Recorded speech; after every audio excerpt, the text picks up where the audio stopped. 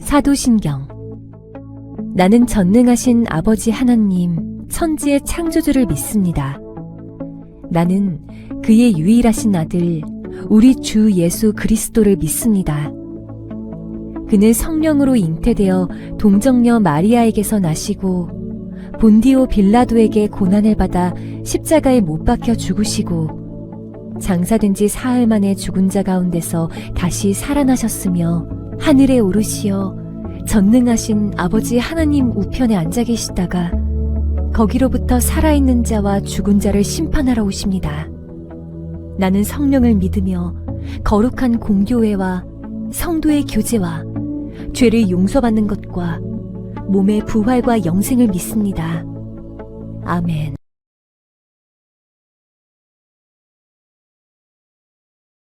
사랑이 많으신 하나님 아버지, 오늘도 어제와 같이 또 내일에도 항상 함께 계셔주심에 감사합니다.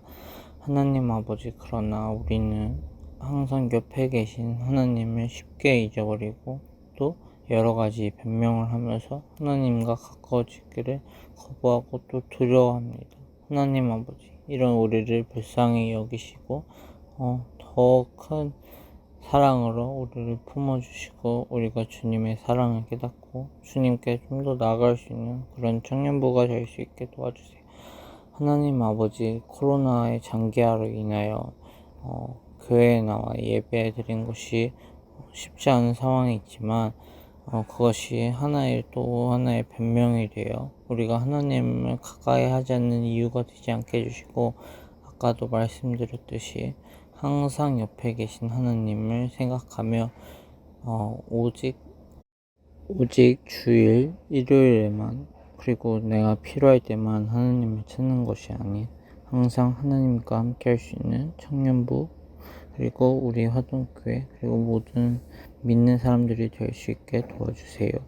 목사님 말씀 전해주실 때 그 말씀이 우리 마음속에 씨앗이 되어 자라나고 또 그 자라난 씨앗이 열매를 맺어 또 누군가에게 도움이 될 수 있는 그런 순간이 되게 해주세요. 예수님의 이름으로 기도드렸습니다. 아멘.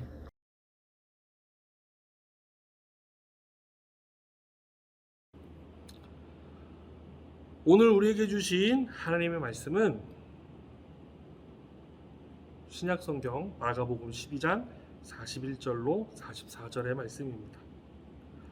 예수께서 헌금함을 대하여 앉으사 우리가 어떻게 헌금함에 돈 넣는가를 보실세, 여러 부자는 많이 넣는데 한 가난한 과부는 와서 2렙돈 곧 한 고드란트를 넣는지라. 예수께서 제자들을 불러다가 이르시되, 내가 진실로 너희에게 이르노니 이 가난한 과부는 헌금함에 넣는 모든 사람보다 많이 넣었도다. 그들은 다 그 풍족한 중에 넣었거니와 이 과부는 그 가난한 중에서 자기의 모든 소유 곧 생활비 전부를 넣었느니라 하시니라. 아멘.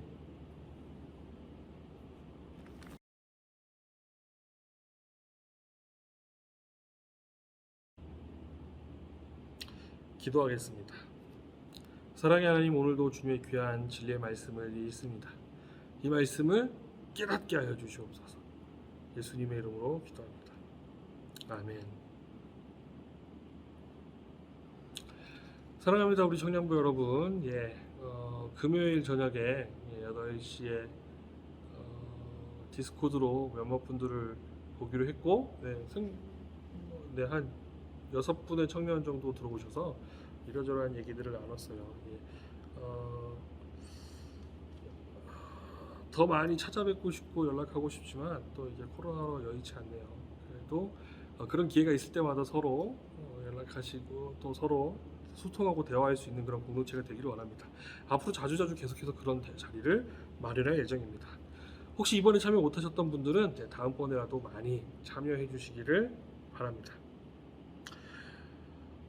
오늘 설교 제목은 이렇게 지어봤습니다. 모든 것은 하나님이 주신다. 정말 놀라운 삶의 고백이 아닐 수가 없습니다. 오늘 본문에서는 다른 의미로 헌금을 드리는 두 부류의 사람이 나옵니다. 부자와 과부 두 사람이 나옵니다. 오늘 읽었던 40절에 등장하는 이 부자는 앞뒤 맥락을 따져봤을 때 마가복음은 샌드위치 형식으로 되어 있거든요. 그래서 이 41절, 42절, 43절을 봤을 때 이 앞에 38, 39, 40절과 마지막 44절을 봐서 추론을 했을 때 41절에 나오는 부자는 아마도 서기관이 아닐까. 예수님께서는 서기관을 타겟팅하고 염두에 두시고 이 말씀을 하신 게 아닐까 그렇게 추정이 됩니다. 그러면은 우리 본문이 앞에 38, 39, 40절을 읽어보겠습니다. 예수께서 가르치실 때에 이르시되 긴 옷을 입고 다니는 것과 시장에서 문안받는 것과 회당의 높은 자리와 잔치의 윗자리를 원하는 서기관들을 삼가라. 그들은 과부의 가산을 삼키며 외식으로 길게 기도하는 자니 그 받는 판결이 더욱 중하리라 하시니라. 예수님 시대의 서기관들은 사회적으로 지위도 있고 경제적으로도 어느 정도 부유한 사람들이었습니다. 그래서 긴 옷을 입는 서기관들이라고 표현되어 있는데 이 시대의 의복은 상당히 비쌌습니다. 전부 수제작을 해야 됐고 천의 주 원료도 그때는 변변치 않았으니까 굉장히 비쌌어요. 그런데 이들은 재료가 많이 들어가는 긴 옷을 입고 다녔다고 합니다. 비싼 옷을 자기를 과시하기 위해서. 그리고 이 사람들의 두 번째 특징은 과부의 가산을 삼킨다.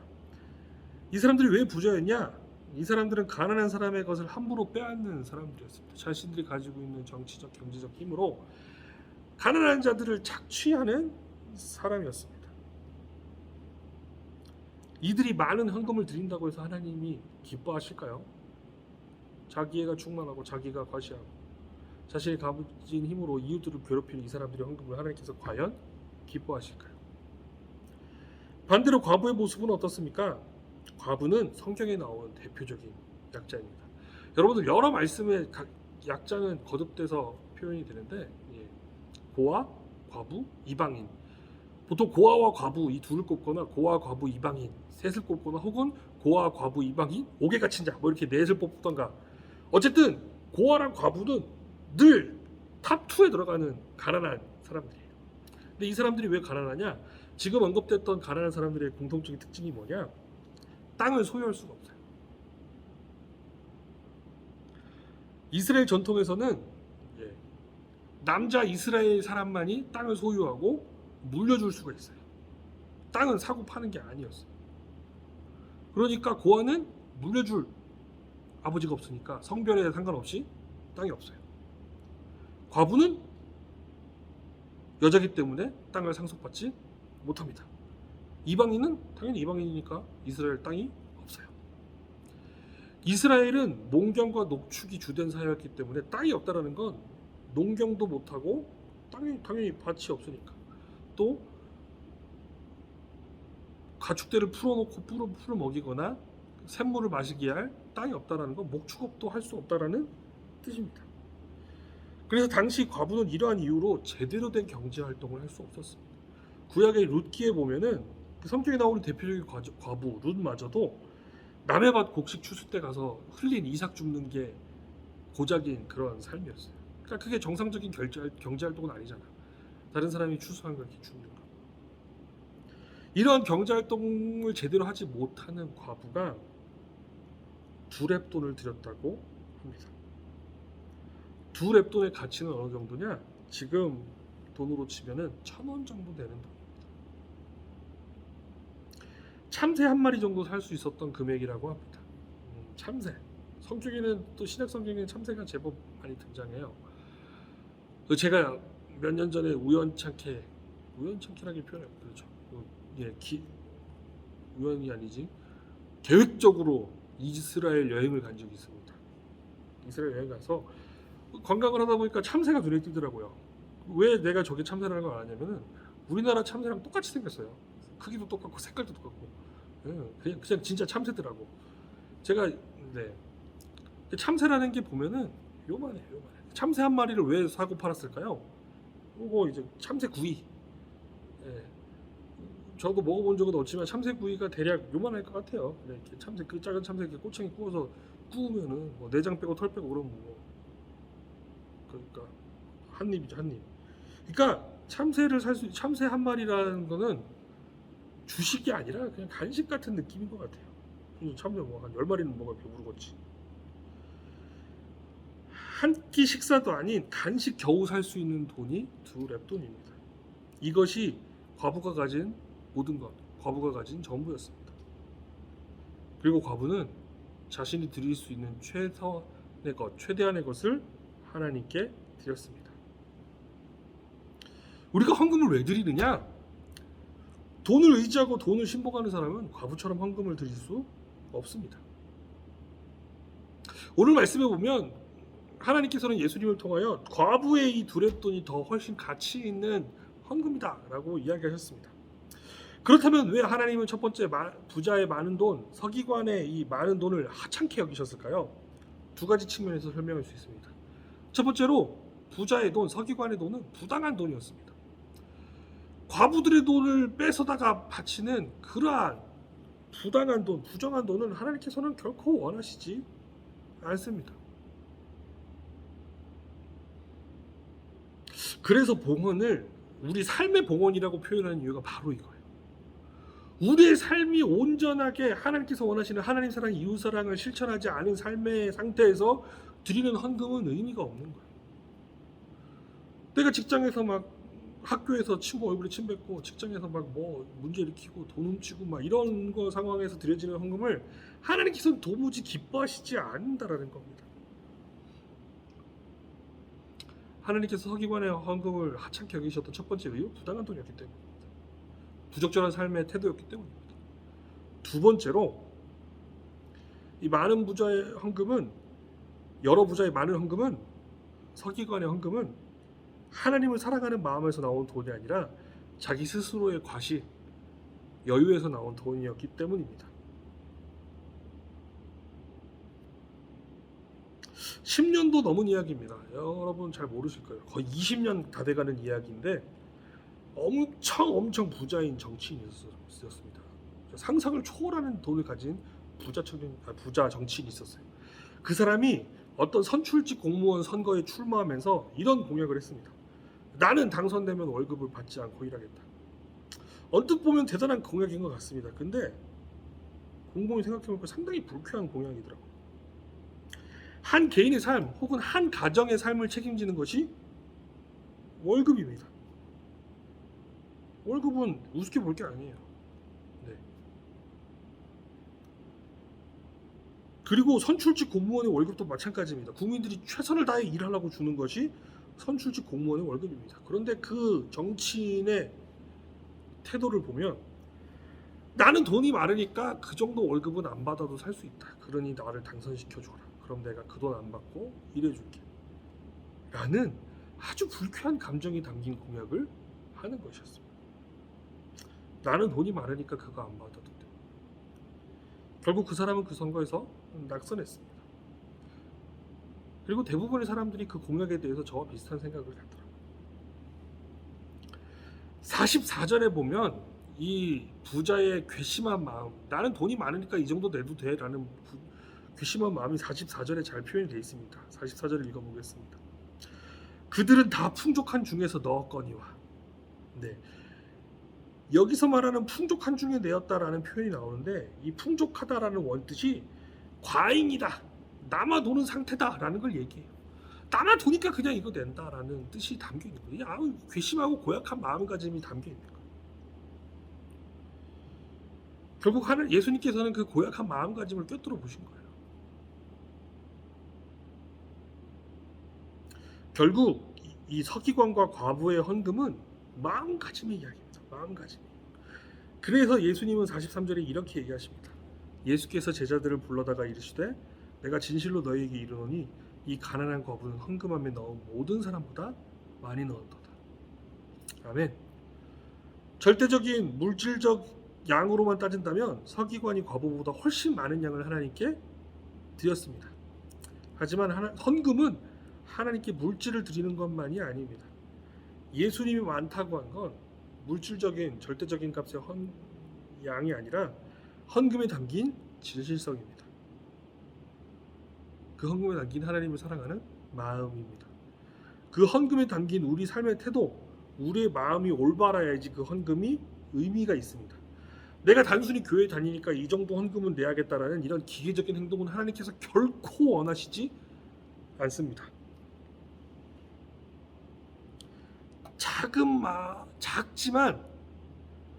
온 마음을 담아 모든 것이 주님께로부터 왔습니다. 제 삶과 이 작은 물질을 제 마음을 담아 드립니다라고 고백하면서 하나님께 봉헌을 올려드릴 때 하나님께서는 분명히 기뻐하실 줄로 믿습니다. 하나님은 돈이 없으신 분도 아닙니다. 돈이 필요해서 여러분들 것을 탐내어 하시는 분도 아닙니다. 하나님이 원하시는 건 돈을 의지하는 마음이 아니라 하나님을 의지한다는 우리의 고백의 마음을 원하고 계십니다. 사랑하는 우리 화동교회 청년부 여러분,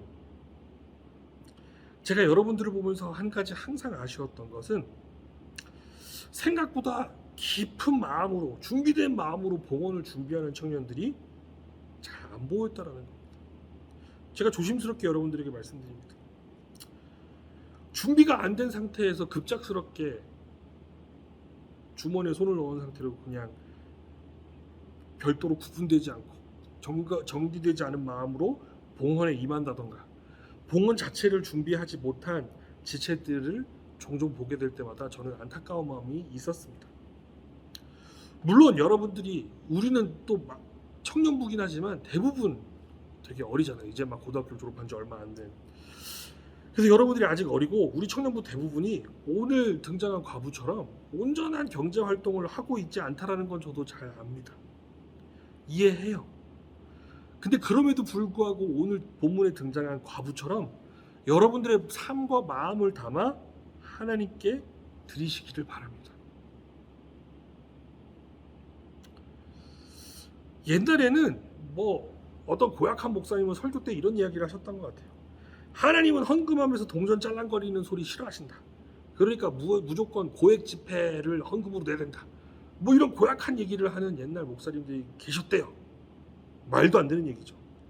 하나님이 필요로 하시는 것은 돈이 아니라 여러분의 마음입니다.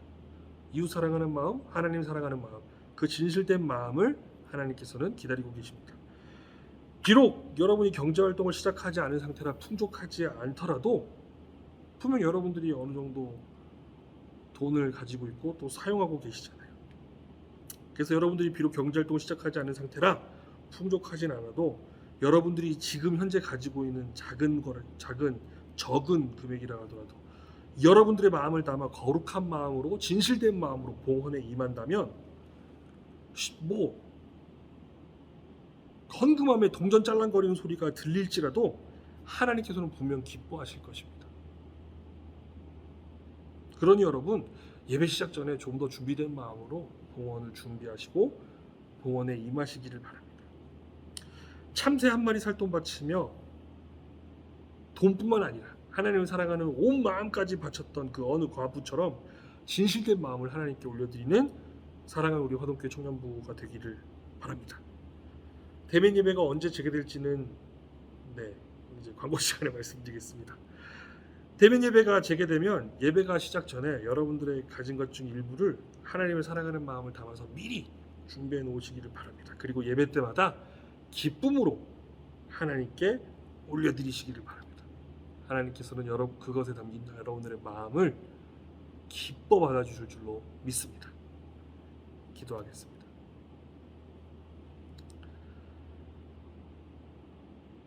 사랑의 하나님, 무엇보다도 우리의 마음을 기뻐 받아주시는 하나님, 오늘 주신 말씀을 우리 마음속에 잘 새기며 늘 하나님 사랑하는 마음 담아 하나님께 거룩한 봉헌을 올려드리는 저희들 되겠사오니 우리의 삶과 우리의 마음까지도 기뻐 받아 주시옵소서.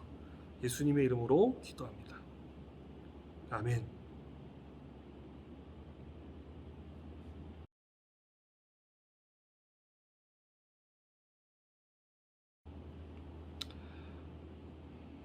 광고 드리겠습니다. 계속해서 정부 방역 지침 4단계가 유지 중에 있습니다. 그런데 또 종교 예배 관련 부분에서는 조금 완화된 부분이 있습니다. 그래서 10% 정도는 계속해서 예배가 진행될 수 있다고 하니까 그래서 돌아오는 주일 8월 29일 주일 예배부터는 오후 2시에 계속해서 예배가 진행될 예정입니다. 아마 높은 확률로 계속해서 우리가 사용했던 콘서트홀에서 예배가 드려질 건데 어느 정도 가능성은 열려 있습니다. 본당에서 드릴 수도 있어요. 이 공간이 좀 더 넓은 공간에서 드려야 될 필요성이 제기가 되면은 본당에서도 드릴 수 있습니다. 그래서 중요한 것은 8월 29일부터 예배가 시작되며 장소는 우리가 늘 사용했던 이 4층 콘서트홀 혹은 본당 둘 중에 한 군데입니다. 근데 높은 확률로 콘서트홀이 될 거라 생각이 됩니다. 그래서 여러분들 8월 29일부터는 예배에 잘 참여해 주시고 하나님께 기쁨의 예배를 올려드리기를 원합니다. 함께 동참하여 주시기를 바랍니다. 이상입니다.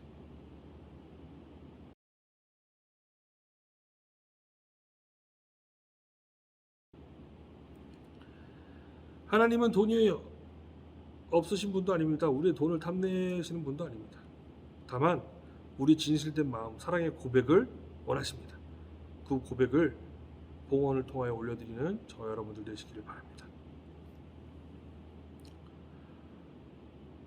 우리 주 예수 그리스도의 은혜와 아버지 하나님의 놀라우신 사랑과 성령님의 깊은 교제하심이 두렵돈 들인 과부처럼 온 마음을 담아 봉헌에 임하기로 다짐하는 사랑하는 화동교회 청년부 공동체 위에 지금으로부터 영원까지 함께 하시기를 간절히 축원하옵나이다. 아멘.